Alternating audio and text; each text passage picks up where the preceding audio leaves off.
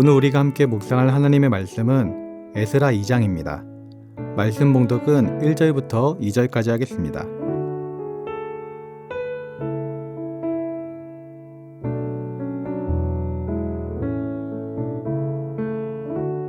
옛적에 바벨론 왕 느부갓네살에게 사로잡혀 바벨론으로 갔던 자들의 자손들 중에서 노임을 받고 예루살렘과 유다 도로 돌아와 각기 각자의 성읍으로 돌아간 자 곧 스룹바벨과 예수아와 느헤미야와 스라야와 느엘라야와 모르드게와 빌산과 미스발과 비그웨와 루훔과 바나아 등과 함께 나온 이스라엘 백성의 명수가 이러하니. 아멘.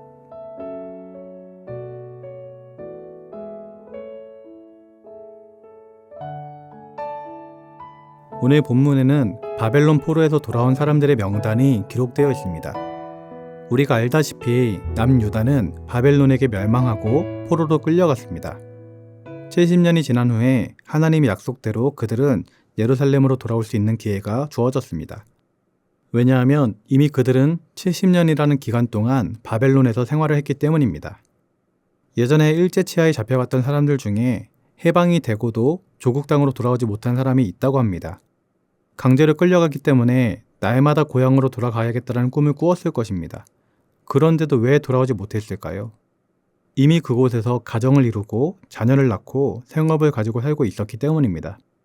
자리가 잡힌 삶에서 변화를 주는 것은 쉬운 일이 아니었던 것이죠. 오늘 본문에 나오는 이스라엘 민족들도 마찬가지입니다. 심지어 예루살렘은 성문이 불타고 성벽이 무너지며 성전도 없는 상황이었습니다.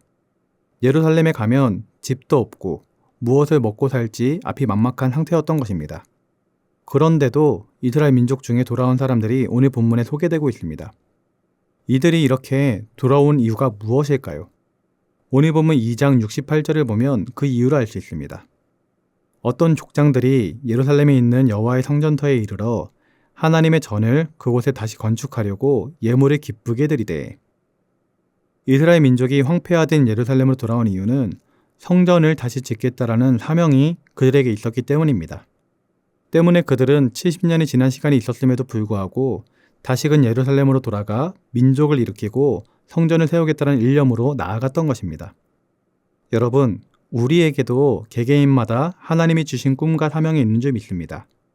우리가 이 땅에 살아가는 이유는 그저 먹고 살기 위함이 아닙니다. 자녀를 낳고 키우기 위함도 아닙니다. 그냥 편안하게 살려고 하는 것도 아닙니다. 그것은 짐승들도 다 하는 것입니다. 짐승들과 우리가 다른 이유는 우리에게 사명이 있기 때문입니다. 따라서 우리는 하나님이 나에게 맡겨주신 사명이 무엇인가를 깊이 생각해야 될 줄 믿습니다. 그 사명을 이루는 데 관심을 가져야 하는 것이죠. 하나님께서 우리를 이 땅 가운데 태어나게 하시고 우리에게 믿음을 주시고 이렇게 말씀을 보며 예배 생활하게 하신 데에는 이유가 있다라는 것입니다. 사랑하는 성도님들은 하나님이 원하시는 뜻이 무엇인지를 분별하여 그 뜻대로 이 세상을 살아갈 수 있기를 주님의 이름으로 기도드립니다. 그리할 때 하나님께서는 우리의 모습을 보시고 기뻐하시며 하나님의 뜻을 이 땅 가운데 이루어 가실 줄 믿습니다. 이스라엘 민족이 조국으로 돌아와야 하는 또 다른 이유는 그것이 바로 하나님의 뜻이었기 때문입니다. 이스라엘이 죄로 인해 큰 징계를 받아 나라가 멸망당하고 바벨론에 끌려간 것은 물론 불행한 일이었습니다. 그러나 이것은 이스라엘 자손을 구원하려는 하나님의 섭리라고도 볼 수가 있습니다. 왜냐하면 그들이 그냥 놔두었더라면 하나님 백성의 본질을 아주 상실하고 이방 민족처럼 타락했을지도 모르기 때문입니다. 그래서 하나님께서는 그들을 이방 나라의 포로라는 징계를 통해 회개하게 하시고 악을 버리게 하셨던 것입니다. 그러므로 이제 징계를 다 받고 회개한 이스라엘 민족들은 다시 예루살렘으로 돌아오는 것이 마땅했던 것입니다. 이에 대해 하나님께서는 스가랴 10장 9절에 이렇게 말씀하셨습니다. 내가 그들을 여러 백성들 가운데 흩으려니와 그들이 먼 곳에서 나를 기억하고 그들이 살아서 그들의 자녀들과 함께 돌아올지라. 여러분, 우리도 우리의 죄로 인하여 하나님의 징계를 받고 마치 흩어지는 것 같은 일을 당할 수도 있습니다. 그러나 중요한 것은 어떤 고난이 있다 할지라도 그 모든 것이 하나님의 섭리와 은혜라는 것을 잊어서는 안 되겠습니다. 그러한 일은 우리로 하여금 죄를 회개하게 하고 하나님 백성으로서의 본질을 유지시켜 영원한 구원에 이르게 하기 때문입니다.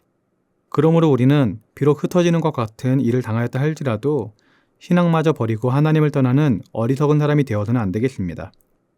요셉이 형들에게 버림을 받고 애굽에 팔려가게 되었을 때도 그의 인생은 괴로움으로 끝나지 않았습니다. 결국에는 애굽의 총리가 되어 아버지와 형제들을 구원하는 일을 행했던 것입니다. 욥이 사탄의 시험을 받아 엄청난 고난을 받았지만 결국에는 그 모든 것이 회복되고 더 많은 은혜를 누리게 되었습니다. 이처럼 우리가 당하는 고난 가운데 이것 또한 하나님의 크신 계획의 일부라는 것을 우리는 믿어야 될 줄 믿습니다. 그리고 때로 우리가 지은 죄로 인하여 하나님의 징계를 받을 때가 있다면 그 역시 하나님의 섭리인 줄 알고 하나님께서 다시 회복시키시는 은혜를 베푸실 때는 신속하게 하나님께로 돌아야 될 줄 믿습니다. 오늘 본문에서 하나님께서 이스라엘 민족을 다시금 예루살렘으로 부르셨을 때 순종하였던 이스라엘 민족들처럼 하나님께서 우리에게 돌아오라고 말씀하실 때 즉각적으로 순종할 수 있는 우리 모두가 될 수 있길 주님의 이름으로 기도드립니다. 기도하겠습니다. 사랑의 하나님 아버지, 이스라엘 민족이 바벨론 포로지에서 예루살렘으로 돌아오는 것이 쉽지 않은 일이었지만 그들에게는 사명이 있었기에 그들은 돌아올 수 있었음을 우리가 기억합니다. 또한 이것이 하나님의 뜻이었기에 이스라엘 민족들은 그 말씀에 순종하여서 돌아왔던 것을 다시 한번 깨닫습니다. 하나님, 이 땅을 살아갈 때 우리도 하나님이 주신 사명을 지켜 행하는 자가 될 수 있도록 인도하여 주시옵소서. 먼저 나에게 맡겨주신 사명이 무엇인지를 깨닫게 하여 주시고 하나님께서 말씀하실 때 상황과 환경을 바라보지 말게 하여 주시고 오직 주님의 뜻에 전적으로 순종하는 우리 모두가 될 수 있도록 은혜를 더하여 주시옵소서. 감사를 드리며 예수님의 이름으로 기도드립니다. 아멘. 하늘에 계신 우리 아버지, 아버지의 이름을 거룩하게 하시며 아버지의 나라가 오게 하시며 아버지의 뜻이 하늘에서와 같이 땅에서도 이루어지게 하소서. 오늘 우리에게 일용할 양식을 주시고 우리가 우리에게 잘못한 사람을 용서하여 준 것 같이 우리 죄를 용서하여 주시고 우리를 시험에 빠지지 않게 하시고 악에서 구하소서. 나라와 권능과 영광이 영원히 아버지의 것입니다. 아멘.